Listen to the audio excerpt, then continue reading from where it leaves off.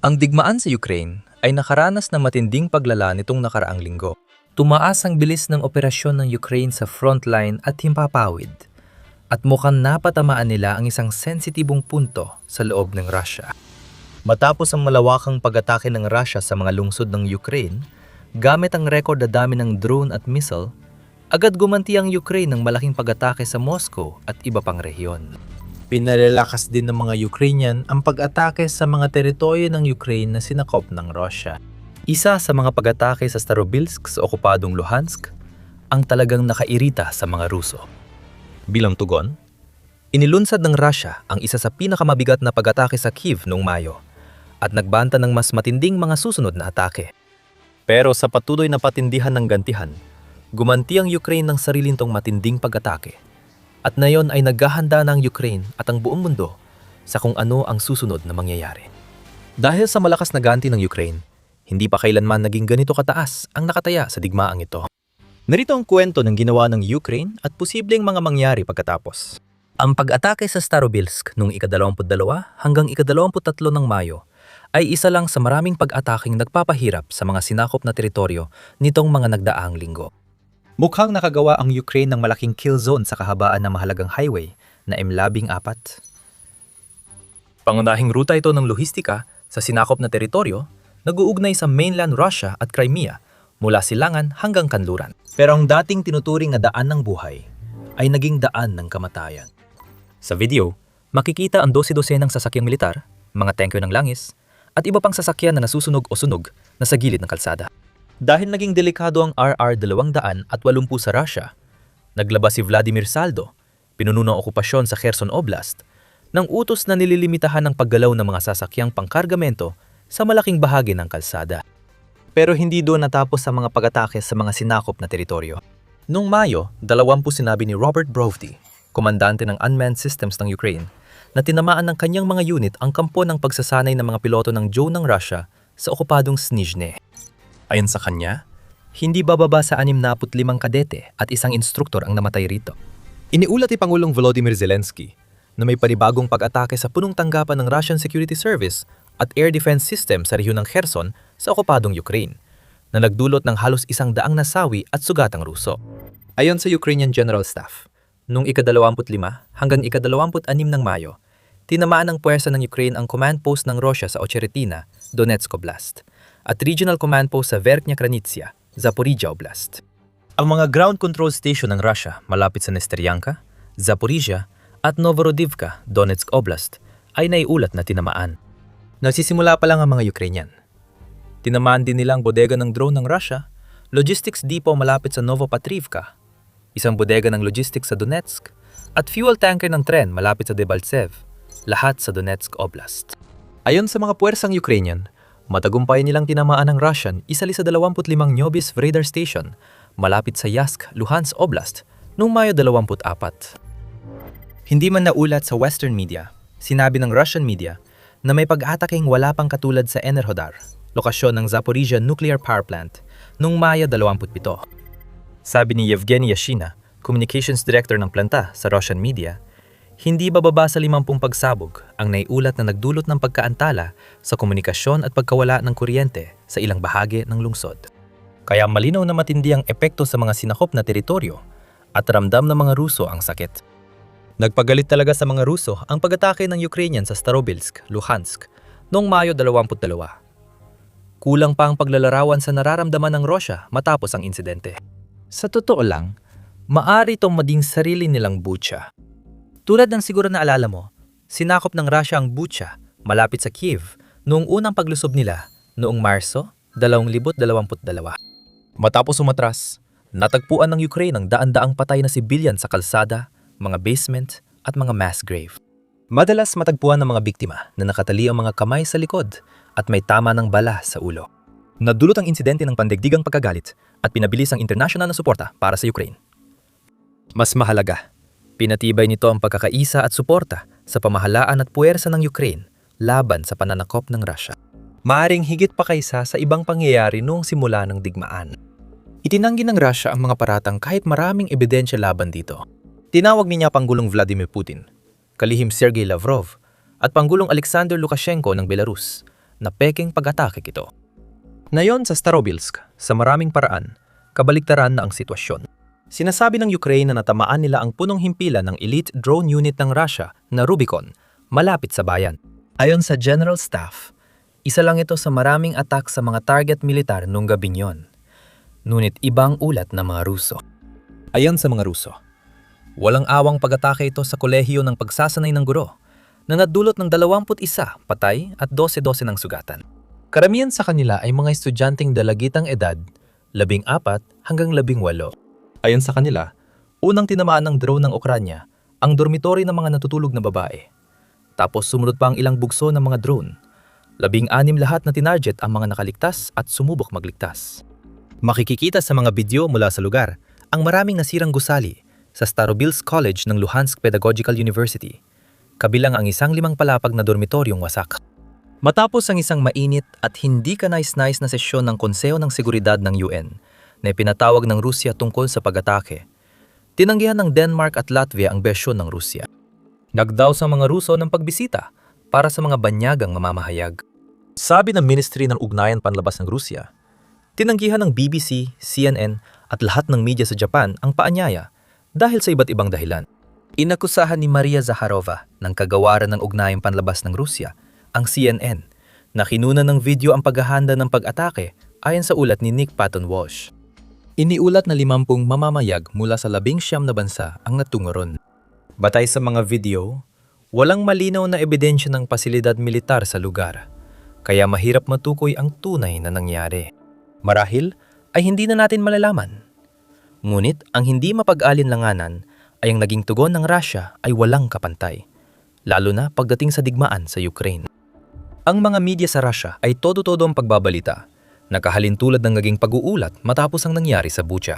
Makatarungan sabihing nagulat at nagalit ang bansa, hindi lang sa pag-atake, kundi sa sinasabing panlalait ng Ukraine sa trahedya. Ang sunod-sunod na pag-atake ng Ukraine sa infrastruktura ng Russia, kabilang ang walang kapantay na pag-atake sa Moscow noong nakaraang linggo, at lumalaking alalahanin sa pananalapi ay nagdurot ng matinding pag-aalala sa bansa, lalo na sa kabisera. Ngunit mukhang nilampasan ng pag-atake sa Starobilsk ang isang pambansang psikolohikal na hangganan. Sa madaling salita, gusto nila ng ganti at lalong tumindi ang presyon kay Putin na tumugon ng matindi. Tinawag ni Putin ang pag-atake na ataking terorista. Iginit niya na walang mga pasilidad militar, mga pasilidad ng serbisyong paniktik o mga kaugnay na serbisyo sa paligid. Kaya, walang basehan sabihing ang mga bala ay tumama sa gusali dahil sa aming air defense o electronic warfare systems. Sinabi ng Ministry ng Ugnayang Panlabas ng Rusya na ang pag-atake noong Mayo 22 ay itinulak ang digmaan sa sukdulang punto at nagbabala na naubos ng pasensya ng Rusya. Iniulat na inutusan ni Putin ang militar na maghain ng panukala para sa ganting atake na agad dumating. Kinagabihan ng sumunod na araw, inilunsad ng Rusya ang isa sa pinakamatitinding pag-atake sa Kiev at iba pang lugar hanggang sa panahong iyon. Ayon sa Air Force ng Ukraine, kabuwang 90 missile at 600 drone ang natukoy. Ayon sa paunang datos, 55 ballistic at cruise missiles at 549 na drone ang naibagsak o na-intercept, habang 19 na missile ang posibleng hindi nakarating sa mga target nila. Gayunpaman, inamin nila na mayroong 16 na direktang tama ng missile at 51 tama ng drone sa 54 na lokasyon. Tila kinontra ng tagapagsalita ng Ukrainian Air Force na si Yuri Ignat ang mga rate ng pag-intercept. Nagkaroon tayo ng seryosong pag-atake. 90 missile. 600 drone. Halos lahat ng mga ito ay sa kabisera. Problema talaga ito, sabi niya. Mula sa mga kumakalat na footage, kakaunti lang ang ebidensya ng aktibidad ng air defense sa ibabaw ng lungsod habang nagaganap ang pag-atake. Posible ring mas naging epektibo ang air defense sa ibang rehiyong inatake. Cherkasy, Kharkiv, Odessa, Poltava, Sumy, at Zhytomyr. Parang ginamit din ng mga Ruso ang sinasabing Russian superweapon na Oreshnik sa pag-atake.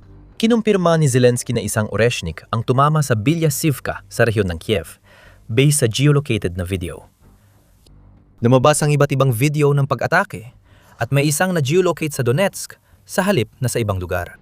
Ayon sa video, nagkaroon ng pangalawang pag-atake sa hilaga ng Donetsk, sa linya mula lungsod ng Donetsk at silangang Kharkiv Oblast hanggang Belgorod ng Russia. May ulat din na may pangalawang Oreshnik na sumablay ang putok at bumagsak sa Russia o okupadong teritoryo. Hindi mo makikita ang ganitong kaalaman sa kahit anong karaniwang military channel sa YouTube. Kung gusto mo ng araw-araw na balita tungkol sa pinakamahahalagang kwento at kung bakit ito mahalaga, i-click mo ang subscribe button. Hindi malinaw kung anong tinamaan ng mga Ruso sa Bilyasivka at kung yun nga ang target nila. May paliparan at industrial na zona malapit. Posibleng may pasilidad militar. Pero mukhang tinamaan lang ang mga pasilidad pang agrikultura at industrial ng sibilyan at mababaw lang ang pinsala. Pero matindi ang naging pagkondena ng mga lider ng Europa sa paggamit ng Oreshnik. Kinondena ni Pangulong Emmanuel Macron ng Pransya ang pag-atake bilang senyales na wala ng patutunguhan at nabalaho ang mapanalakay na digmaan ng Rusya. Tinawag ni Chancellor Friedrich Merz ng Alemanya ang pag-atake bilang irresponsableng paglala at tiniyak na matatag ang Alemanya sa panig ng Ukraine. Ayon kay Kaja Kallas, pinuno ng patakarang panlabas ng EU, ang paggamit nito ay taktika ng pananakot sa politika at walang ingat na pagtutulak sa bingit ng tunggaliang nuklear. Ang Oreshnik ay dinisenyo bilang sandatang nuklear. Pero ang 6 nitong misil na may tig-6 na sumunisyon ay magagamit rin bilang kinetic na sandata ng walang warhead. Sinabi ni Putin na ang espesyal na materyales na gamit dito ay halos kasing init ng araw pag nasusunog, kaya kayang tumagos ng mga misil sa malalalim na pinatibay na estruktura. Hindi nuklear ang pag-atake sa Bilyasivka. Walang mushroom cloud o radyasyon, pero malinaw ang banta ng nuklear ayon kay Kallas. Ayon sa Russia, maring may nuclear warhead ang susunod na atake ng Oreshnik. Sa ngayon, walang ebidensya na may air defense ang Ukraine o iba na kayang pigilan ito. Pero hindi lang Oreshnik ang uri ng misil na ginamit sa pag-atake. Ayon sa Russian Ministry of Defense, ang mga pag-atake ay gamit ang Oreshnik, Iskander, Kinzhal, Zircon missiles, cruise missile, at attack drone mula sa himpapawid, dagat at lupa. Sinabi nilang tinarget nila ang command post ng ground forces ng Ukraine, Intelligence Directorate ng Defense Ministry, iba pang command post, at di tinukoy na infrastrukturang militar. Sabi nila tulad ng dati, wala silang tinarget na pasilidad ng sibilyan. Malakas ang ebidensyang nagpapakitang kabaligtaran ito. Ayon sa ulat, tinamaan ng mga tirahan, shopping center, at busali ng serbisyong pang-emerhensya. Ayon kay Zelensky, 4 ang patay at 100 ang sugatan. Inatake ang pasilidad ng supply ng tubig at halos tuluyang nawasak ang Museo ng Chernobyl sa Kyiv. Sinabi ni Ihor Klimenko, Ministro ng Interior ng Ukraine, na ang pag-atake sa museo ay isang sinadyang pag-atake sa kasaysayan, alaala at katotohanan. Nauna nang iniulat ni Vitaly Klitschko, alkalde ng Kyiv, na may isang nasawi matapos tamaan ang isang 9 na palapag na gusaling tirahan sa gitnang distrito ng Shevchenko at sumiklab ang sunog sa mga itaas na palapag. Sa parehong distrito, isang pagsabog malapit sa air raid shelter ng paaralan ang nagbara sa pasukan dahil sa debris, kaya natrap ang ilan sa loob. Ayon sa ulat, lahat ng distrito ng Kyiv ay napinsala. Ang gusali ng command ng hukbong lupa ng Ukraine lang ang kinumpirmang tinamaan ng militar ayon sa mga otoridad ng Ukraine. Ayon kay Sergei Flash Beskresnov, tagapayo ng Ministry ng Depensa ng Ukraine, hindi na ginagamit ang pasilidad mula simula ng digmaan. Kinumpirma rin niya na tinamaan ng planta ng Lukyanivka na dati nang nasira sa pambobomba. Kaya hindi malinaw kung ano talagang nakamit ng mga Ruso sa lahat ng iyon, maliban sa pagpapakita na parang sentro ng apocalypse ang Kiev habang sumisikat ang araw. Tinanggap ba na Ukrainyano ang pag-atake ng walang laban? Hindi. Mabilis, matindi, at tuloy-tuloy ang pagganti. Noong madaling araw ng Mayo 27, tinarget ng Ukraine ang planta ng pagkukumpuni ng eroplanong militar sa Taganrog, Rostov. Ipinahayag ni Gobernador Yuri Sluzar na napabagsak ng air defenses ang isang missile sa ibabaw ng lungsod, kung saan ang mga debris ay nakasugat sa 2 babae, isa sa kanila ay malubha. Ayon sa Astra footage, tinamaan ng strike malapit sa 325 planta ng pagkukumpuni ng sasakyang panghimpapawid na nagseserbisyo sa mga eroplanong militar ng Russia. Kabilang ang mga AN-12 at IL-76 na transport plane, mga Su-24 na bomber, mga Su-25 na attack jet, at mga Mi-8 at Mi-24 na helicopter. Pinarusahan ng EU, US at Ukraine ang pasilidad dahil sa suporta nito sa digmaan ng Russia. Sa Hilaga, yumanig ang mga pagsabog mula sa pag-atake ng missile ng Ukraine sa palibot ng paliparang militar ng Baltimore sa Voronezh, na himpilan ng mga Su-34 na fighter bomber ng Russia na ginagamit sa mga pag-atake sa Ukraine. Ayon kay Gobernador Alexander Gushev ng Voronezh, 2 high-speed target ang nawasak sa lungsod. Nadamay ang ilang istrukturang sibilyan pero walang nasawi. Sabi ng Ukrainian monitoring channel Expito Nova Plus, ang mga target ay mga British-French na Storm Shadow cruise missile na nakatutok sa airbase. Ipinakita ng mga kumakalat na video ang makapal na itim na usok matapos ang pag-atake na nagpapakitang direktang tinamaan at hindi lang naapektuhan ng debris. Kinagabihan, inatake ulit ng pwersang Ukrainian ang Tuapse sa Krasnodar Krai na kasalukuyang may labanan. Hindi bababa sa ika-5 beses ng tinamaan ang estratehikong mahalagang lungsod na ito ngayong tagsibol pa lamang ng 2026. May mahalagang oil refinery at marine terminal sa lungsod para sa pag-export ng mga produkto sa mga barko. Ang pag-atake noong Mayo 1 ay pansamantalang ginawang impyerno ang lungsod, pati ang hangin. Makapalang usok, kaya naging delikado at nakakalason huminga. Ang langis ay nagdulot ng itim na ulan at isang malaking oil spill na hanggang ngayon, halos 1 buwan nang lumipas, ay hindi pa rin lubusang nalilinis. Tila tinarget ng huding pag-atake ang marine oil terminal at refinery na nagdulot ng malaking sunog. Inyulat ng Krasnodar Krai Operational HQ ang pinsala mula sa umano'y bumagsak na drone debris. Kadalasan, tulad sa Taganrog at Voronezh, malumanay na tawag lang yon para sa direktang tama. Sa huli, gaya ng madalas, inatake rin ang sinakop na Crimea. Iniulat ni Gobernador Mikhail Razvozayev na tinarget ng Ukrainian drone at Storm Shadow missile ang Sebastopol kagabi at isang missile ang tumama sa Southern Directorate ng Central Bank ng Russia. Nagsimula ang sunog sa bubong at nabasag ang bintana at balkonahe ng kalapit na tirahan. Ngunit walang naiulat na nasaktan o nasawi ayon sa lokal na opisyal.